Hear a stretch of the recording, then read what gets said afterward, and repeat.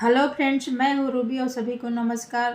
आप सभी को टैलेंटेड मॉम्स भक्ति क्लब में स्वागत है। दोस्तों, आज मैं आप लोग को सुनाने जा रही हूँ कार्तिक मास का विशेष कथा जो सुनना चाहिए। कार्तिक मास में जो लोग तुलसी पूजा, दीपदान और कार्तिक मास का कथा सुनते हैं उन्हें बहुत ही पुण्य की प्राप्ति होती है और ये खास होता है। दोस्तों, अगर आप हमारे चैनल पर नए हैं तो चैनल को सब्सक्राइब कर दीजिएगा और बेल आइकन को दबा दीजिएगा ताकि कोई भी हमारा वीडियो आए तो नोटिफिकेशन आपके पास सबसे पहले पहुंच जाए। अगर पसंद आए आपको ये कथा तो लाइक शेयर ज़रूर करिएगा और कमेंट में ओम नमो भगवते वासुदेवाय ज़रूर लिखिएगा। तो दोस्तों, चलते हैं आगे, कार्तिक मास का कथा श्रवण करते हैं। एक नगर में एक ब्राह्मण अपने पत्नी के साथ रहते थे। दोनों रोज कोसों दूर गंगा स्नान करने जाते थे। इतनी दूर आने जाने से ब्राह्मणी थक जाती थी और एक दिन उसने अपने पति से कहा कि ये जी बहुत थक जाते हैं, अगर हमारा कोई पुत्र होता तो बहू भी होती और हम घर आते तो हमें खाना बनाकर मिलता और बहू घर का काम भी कर देती। अब पत्नी की बात सुनकर ब्राह्मण ने कहा कि तूने बात तो सही कही, पर क्या करें, हमें तो बेटे नहीं है तो बहू कहाँ से आएगा। चल, मैं सोचता हूँ तेरे लिए कहीं से बहू लेके आता हूँ। ब्राह्मण ने कहा। एक पोटली में आटा डालकर एक मोहर उसमें डाल दिया और ब्राह्मण के कहे अनुसार उसने ब्राह्मणी ने उस पोटली को बांध दिया और पोटली बांधकर ब्राह्मण को दे दिया और ब्राह्मण चल पड़े। चलते चलते यमुना के किनारे उन्होंने देखा कि दो सुंदर लड़की हैं और जो रेत का घर बनाकर खेल रही हैं। उनमें से एक लड़की ने कहा, मैं अपने घर को नहीं बिगाड़ूंगी, मुझे तो रहने के लिए घर चाहिए। लड़की की बात सुनकर ब्राह्मण मन में सोचा कि काश ये बहू बनने लायक है मेरी लड़की, ऐसा अगर ये मेरी बहू बन जाती तो बहुत अच्छा होता। जब वो लड़की अपने घर जाने लगी तो ब्राह्मण देवता भी उनके पीछे पीछे चल दिए। वहाँ जाकर ब्राह्मण ने उस लड़की से कहा, बेटी, कार्तिक मास चल रहा है इसलिए मैं किसी के घर खाना नहीं खाता हूँ। मैं अपने साथ आटा लेकर आया हूँ, तुम अपनी माँ से पूछो क्या वो मेरे लिए आटा छान कर रोटी बना देगी। यदि वो ऐसा आटा छान कर रोटी बना देगी तो मैं रोटी खा लूँगा। लड़की ने अंदर जाकर अपनी माँ को सारी कहानी बताई कि ब्राह्मण देवता ऐसे ऐसे बोल रहे हैं। लड़की की माँ ने बोला, ठीक है, ब्राह्मण देवता से आटा मांग के ले आ, मैं उन्हें रोटी बनाकर दे देती हूँ।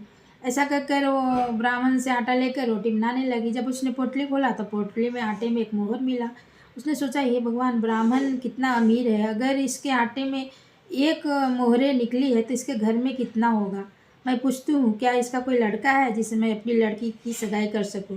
यह सुनकर ब्राह्मण ने कहा, हाँ, मेरा लड़का तो है पर काशी में पढ़ने गया है, लेकिन यदि तुम कहो तो काट कटोरे से विवाह करके तेरी बेटी को अपने साथ ले जाऊं।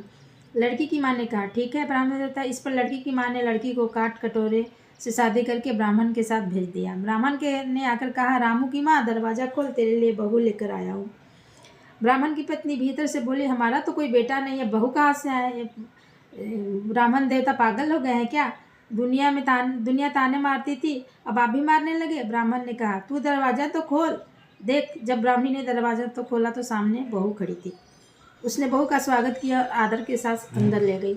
अब जब ब्राह्मण अपनी पत्नी के साथ नदी स्नान करने जाता तो बहू घर में अपना सारा काम करके रखती थी, खाना बना के रखती थी, उनके कपड़े लत्ते सब धोती थी, आने पे पैर भी दबाती थी। इस तरह बहुत दिन बीत गया। ब्राह्मणी ने बहू से कहा कि बहू, कभी भी चूल्हे में आग मत बुझने देना और मटके में पानी भी मत खत्म होने देना। परंतु एक दिन चूल्हे की आग भी बुझ गई। यह देखकर बहू घबरा गई और भागी भागी अपने पड़ोस के यहाँ गई और कहने लगी कि मेरे चूल्हे की आग बुझ गई है, मुझे खाना बनाना है, मेरे सास ससुर आ जाएंगे और तो उनके लिए मुझे खाना बनाना है, वो बहुत थके रहते हैं, इसलिए मुझे जल्दी से खाना बनाना है, मुझे आग दे दो। ये सुनकर पड़ोसन ने कहा कि तू तो बावली है, पगली है क्या तू, तुझे ये दोनों पागल बना रहे, इनका कोई पुत्र ना है, ये निसंतान है।